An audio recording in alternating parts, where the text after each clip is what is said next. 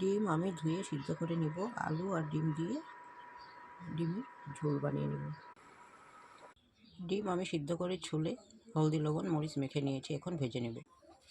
তেল গরম হয়ে গেছে, ডিমগুলি দিয়ে দেব। ডিম ভাজি হয়ে গেছে, নামিয়ে নেব।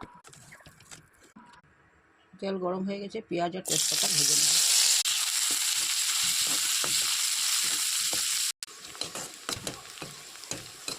পেঁয়াজ তেজপাতা ভেজে নিয়েছি, এখন হলদি মরিচ তুলে দিয়ে দেব।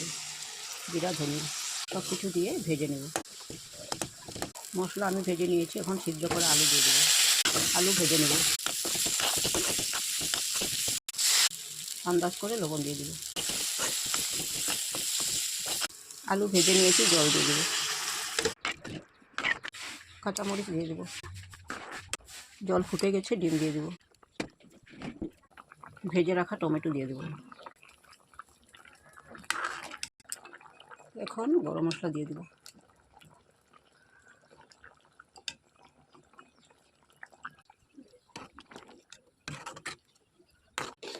ডিম আলু দিয়ে এই রেসিপিটা যদি ভালো লেগে থাকে তাহলে লাইক শেয়ার সাবস্ক্রাইব করবেন। Thank you.